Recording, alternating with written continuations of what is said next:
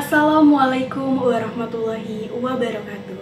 Shalom, Om Swastiastu, Namo Buddhaya, salam kebajikan. Tabi pun. Yang terhormat kepada dosen pengampu mata kuliah Analisis Desain dan Sistem Informasi Bapak Igit Sabda Ilman Eskom MCS serta teman-teman yang kami banggakan. Pada kesempatan kali ini, kami dari kelompok 2 kelas ADSIC akan mempresentasikan hasil kerja kelompok kami tentang metode SDLC, yaitu metode spiral. Selamat menyaksikan.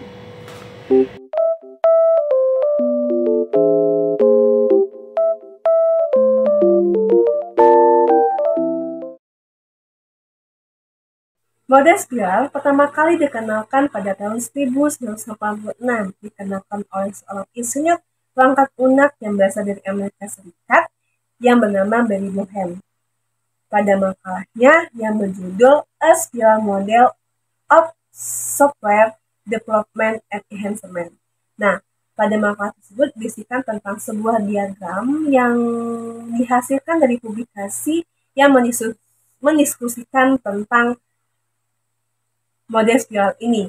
Nah, model spiral ini merupakan suatu perangkat lunak yang sudah lama dari 1946, namun perangkat lunak ini sangat bisa diandalkan untuk membuat suatu proyek perangkat lunak yang besar.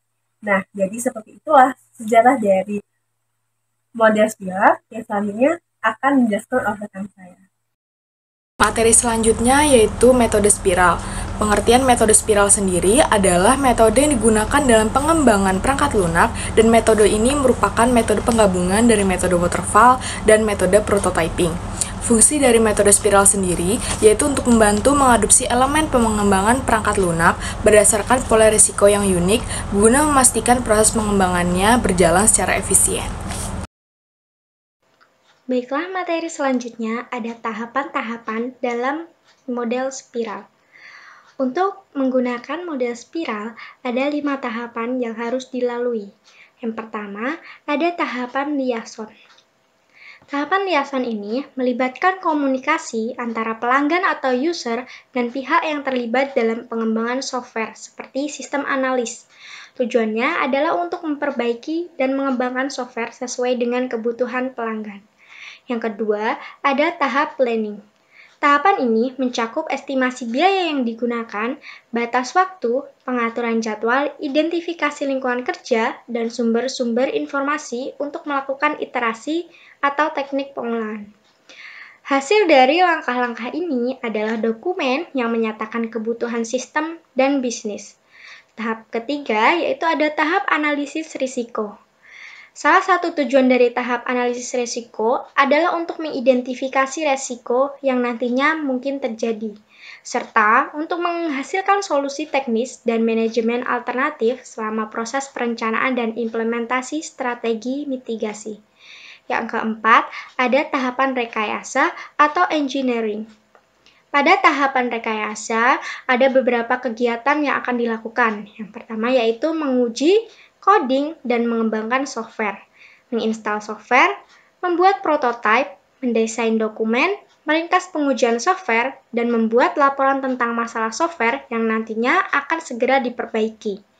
Yang kelima, ada tahap evaluasi. Tahap ini, sistem analisis membutuhkan masukan dan tanggapan dari pengguna atau user untuk mengevaluasi produk atau perangkat yang sedang diuji. Hal ini untuk memastikan bahwa produk yang dibutuhkan sudah sesuai dengan persyaratan yang telah dibahas dengan pengguna atau user di awal, dan memastikan bahwa pelanggan puas dengan produk yang akan dibuat, dan kemudian akan menjawab masalah bisnis mereka. Selain itu, sistem analis harus memantau potensi risiko seperti komponen yang dapat menyebabkan pembengkakan overhead biaya. Baik, selanjutnya adalah kelebihan dari metode spiral, yaitu ada 4. Yang pertama fleksibel, yang kedua terstruktur, yang ketiga prototipe cepat, dan yang keempat manajemen risiko. Fleksibel adalah model spiral memungkinkan perubahan kebutuhan dan persyaratan untuk diakomodasi dengan mudah selama proses pengembangan. Yang kedua adalah terstruktur. Model spiral menyediakan kerangka kerja yang terstruktur dan terdefinisi dengan baik untuk pengembangan perangkat lunak Hal ini dapat membantu proyek sesuai dengan jalannya. Yang ketiga adalah prototipe cepat. Model spiral memungkinkan penyampaian perangkat lunak secara bertahap dengan fungsionalitas inti yang disampaikan terlebih dahulu dan fitur tambahan. Yang keempat adalah manajemen risiko. Model spiral secara khusus berfokus pada identifikasi, analisis, dan mitigasi risiko. Di setiap siklus pengembangan, hal ini memungkinkan untuk mengatasi potensi masalah dan menghindari penundaan dalam proyek. Selanjutnya yaitu kekurangan model spiral. Terdapat 4 kekurangan model spiral. Yang pertama, analisis resiko. Metode spiral terlalu banyak ketergantungan dengan analisis resiko. Pengembangan proyek spiral memerlukan tenaga ahli yang berpengalaman untuk mengurangi kegagalan. Yang kedua, biaya tinggi. Pengembangan perangkat lunak model spiral dapat menghabiskan banyak biaya sehingga tidak disarankan untuk proyek-proyek kecil. Yang ketiga, masalah waktu. Model spiral memerlukan banyak evaluasi dan peninjauan sehingga dapat memakan waktu dan estimasi waktu menjadi sangat sulit. Yang keempat, kompleksitas. Model spiral lebih kompleks dibandingkan model SDLC lainnya. Agar dapat beroperasi dengan efisien, protokol harus diikuti dengan ketat. Kemudian, terdapat peningkatan dokumentasi karena model ini melibatkan fase peralihan. Selanjutnya, saya akan menjelaskan mengenai penggunaan model spiral. Model spiral biasanya yaitu digunakan untuk pengembangan sistem informasi desa.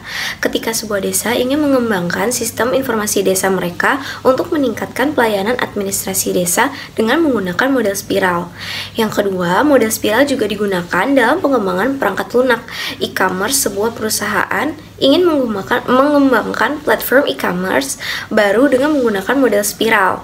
Yang ketiga, model spiral juga digunakan dalam pengembangan sistem manajemen proyek atau project management system ketika sebuah tim ingin mengembangkan sistem internal untuk mengelola proyek perusahaan mereka. Selanjutnya, yang keempat, yaitu model spiral dapat digunakan untuk pengembangan sistem rekam medis elektronik, electronic health record. Sebuah rumah sakit ingin mengembangkan sistem rekam medis elektronik mereka untuk meningkatkan kualitas perawatan pasien.